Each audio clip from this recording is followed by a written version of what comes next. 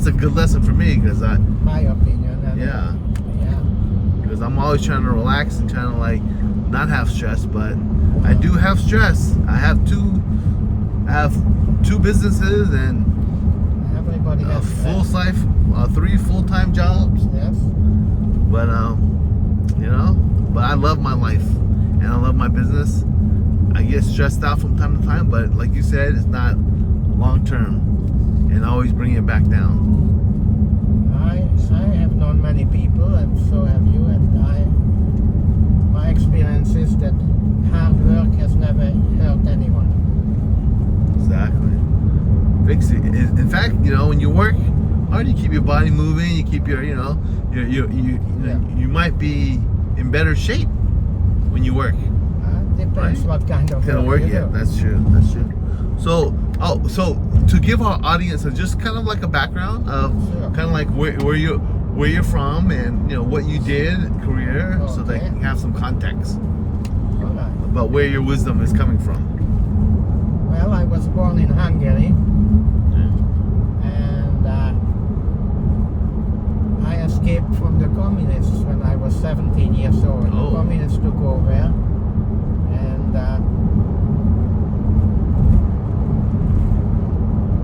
I was on my own. My parents couldn't come at the time because it was too dangerous. Wow. So you had to become an adult very fast. I was a wetback, illegal immigrant in Europe. Okay. And then the Australian government paid for my fare to go to Australia. And they needed some laborers, suckers, but hard workers. They needed people. This was after the Second World War, and I got a free education in Australia because I wanted to become an engineer, and because I had to work during the day, so at night school I went to engineering school. Okay. In Australia, education is free, but that's a misnomer because it's only the first year. You qualify, and 80% of the first year students will fail automatically. So it's by merit. Education is free by merit, not by wealth. Like in the United States, if you are rich, you can get educated. And if you're poor, you have a harder time to get good education. Yes. But in Australia, where I went, I had to be in the top 20% of the first year class to qualify. Wow. So it's when people say free education, free college, it comes with a price, and the price is that you have to get good grades. Yeah, you have to be number one in your field, or you have to get good grades. And then Nothing is free in life. Is that true?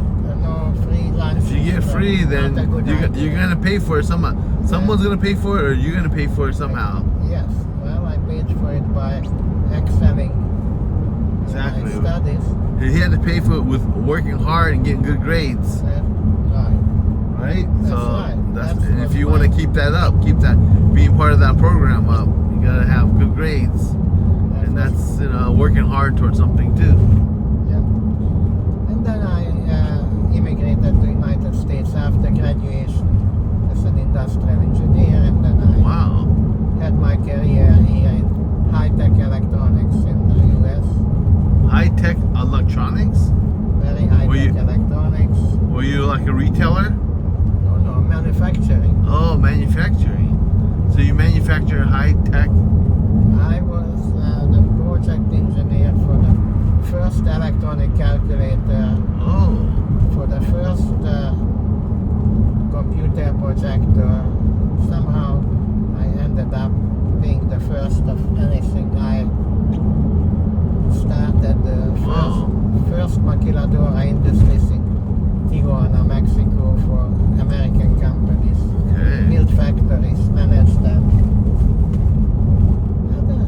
did you meet Mary Ann?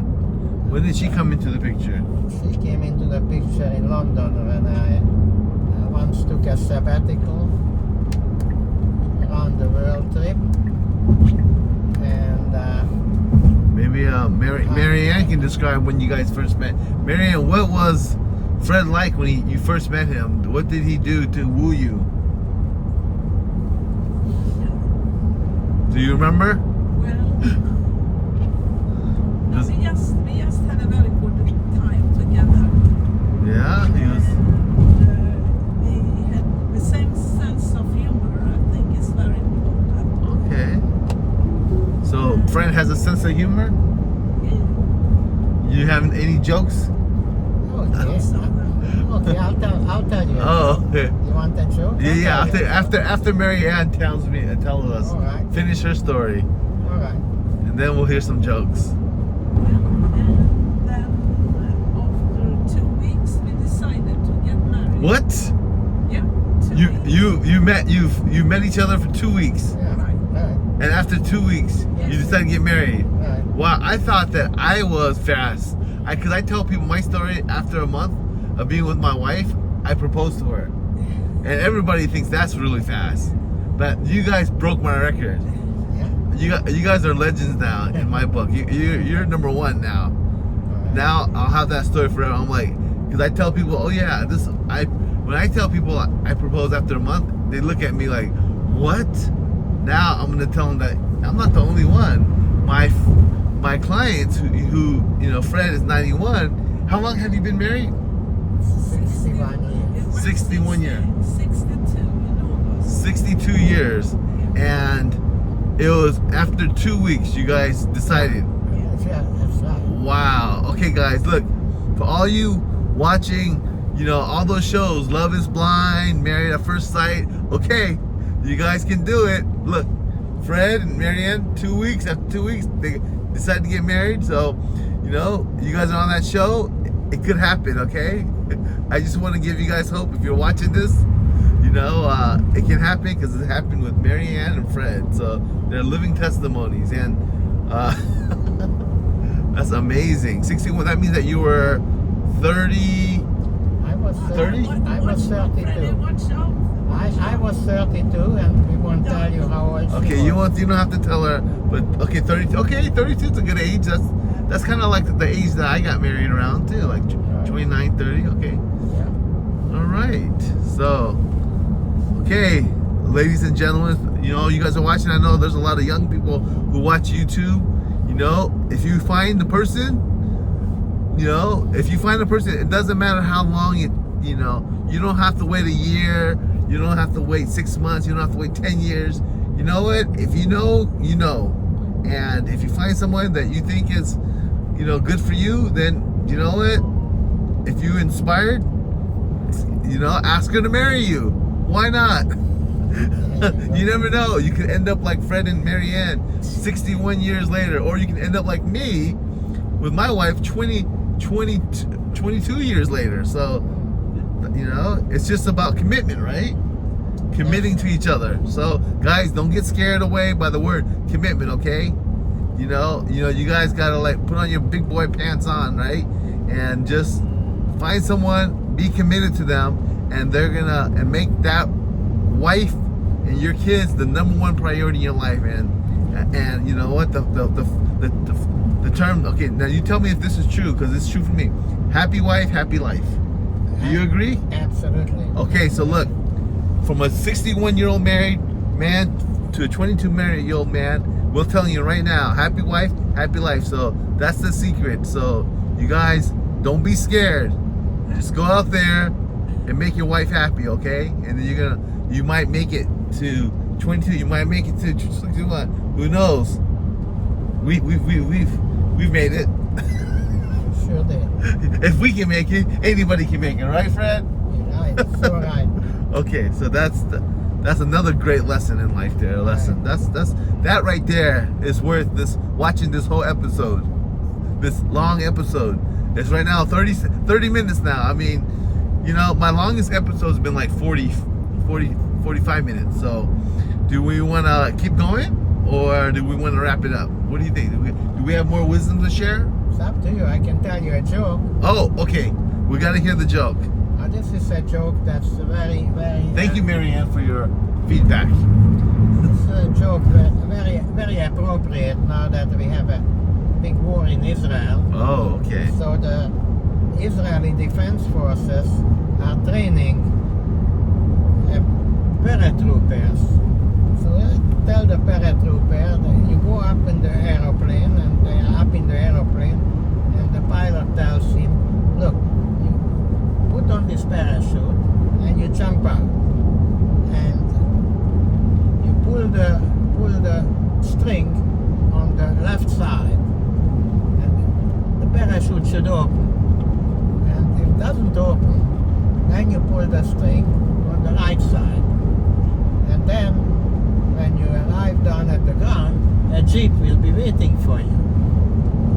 So the guy goes up in the aeroplane and he jumps out, and he pulls the left cord. Nothing happens. He keeps falling. And he puts the right cord, and it still doesn't open up. He says to himself, with my luck, even the jeep wouldn't be waiting for me. Think about this a little bit. So he pulled the right one, it didn't work. And the parachute doesn't open, and he says, with my luck, even the jeep won't be waiting for me at the ground. Oh my gosh. So he has bad luck.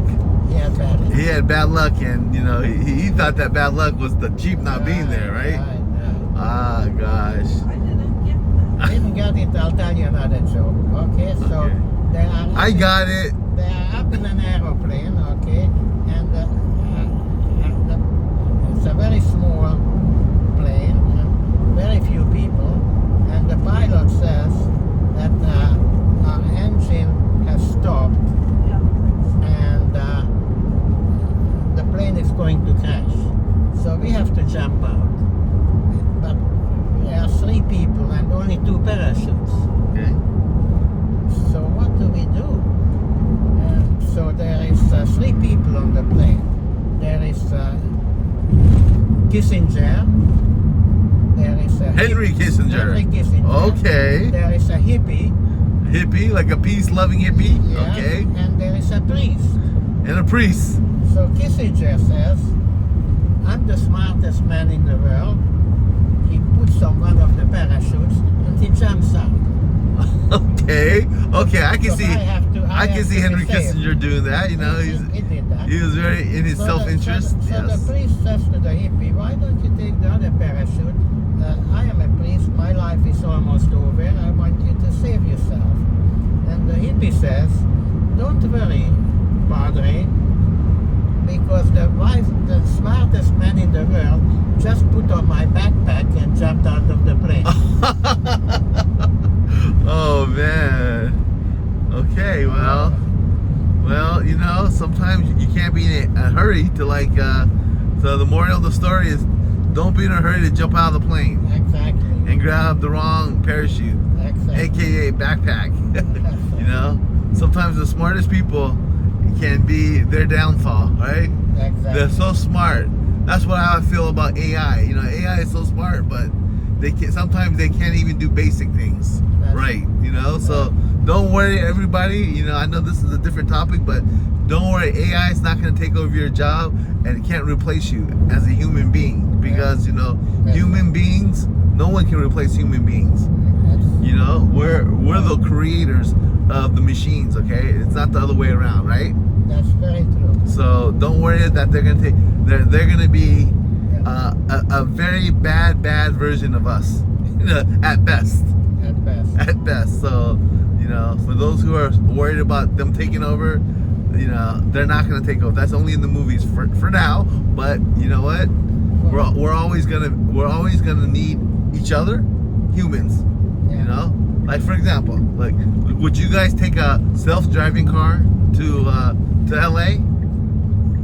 Well, Uh-oh. Okay, never mind. I better not ask that question because I might not know. What do you mean? I would always trust James Exactly. to take me to LA. So, see, But I wouldn't want to drive a driving. You wouldn't want to like myself. someone without a driver to take you, Exactly. right? No, No, because it wouldn't be so many reasons. It wouldn't be fun. Right. You know, if something happens, you know the computer, the machine won't care about you.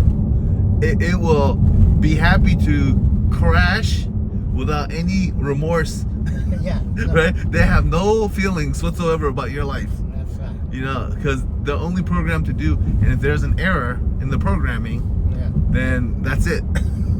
So don't worry about self-driving cars. People, fellow drivers, they're not going to replace us because people will always want good customer service, human connection, and a good driver. Right? And you are a good driver, James. Thank you. So that's Even though why I am recommend using full self-driving mode, you Yeah. know, but I'm still in charge. I'm still the driver. Yeah. I'm still the master of the technology, or at least, it. Yeah. you know, of the ride. So, in control. That's the important thing. We always have to be in control of, and never let the technology control us fully, 100%. It's getting a bit cool here Oh, okay. We'll turn down the. on my side. Okay. I don't want it. We will move that a little bit here, Yeah. and you can adjust it right here. Yeah. Okay. Make it a little bit warmer. So make it even warmer. Okay. And we have seat warmers too if you need it. No, just make it a bit warmer. Okay. So do you agree with my assessment about AI and technology, machines versus humans? It's very interesting, James, because I couldn't agree more, and many people don't understand AI and the hype. They get carried away by the hype on AI, Yeah. and They think that, I totally disagree with 90% of what's being said about AI, because all it is a computer program. Yes. It's a smart computer program, but it's nothing new. It's just that now it becomes fashionable to talk about it. So every company, public relations, they all talk about, oh, we are using AI, and we are AI this and AI that. But I tell you, AI cannot pick strawberries, AI cannot build houses, AI cannot make a tennis shoe. AI cannot provide you with excellent customer service and a great relationship, you know? AI can You know? only provide you with terrible customer service. Exactly. They're gonna be the first ones to not talk. They ignore you. They don't talk to you. Right. They don't care about your feelings. Yeah. So you know, this is a good point to remember. You know, and I'm glad that we brought it up because you know right now everyone's talking about AI, but AI is not the end, everyone. AI is not going to replace you as a human being. No one can replace you as a human. You know, that's something that we all have. That's very unique. That nobody can replace. So, all right. Well, 15, 20 years ago, the fear was that robotics and outsourcing will create huge unemployment. And in 20 years, look what's happening. We have no unemployment, hardly any unemployment at all. So, yeah. So people are not. They want, you know, people, consumers. They like great customer service. yeah. You know, there's going to be right now. I've heard like all these like stores like Walmart and Whole Foods. They used to have all these self checkouts. Yes. You know, where people can just check out themselves, and so they can reduce the staff. But now they're they're reversing it. They're stop using checkouts for a couple of reasons. You know, one is because people just go in there, they steal, they can't monitor that. That's you know, you don't have a human person watching over it. Someone's just gonna come in, and eventually, you know, human nature, the lowest human nature will kick in, and people just go in there, take stuff, Exactly. and without any consequences. But the other thing is like, you know, people don't want to just relate to a machine all the time. You know, we learned through COVID that we like having human contact. Yeah. We went from a manufacturing economy to a service economy. So there's always lots of jobs serving each other. Exactly. And the service economy was like during COVID was the most booming. Everybody wanted good service. Sure.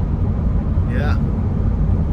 And the thing that didn't do well are, just unfortunately the retailers that just sold products and didn't have good service. But that's another topic for another episode. But yeah, guys, it's 41 minutes now. That was a great conversation.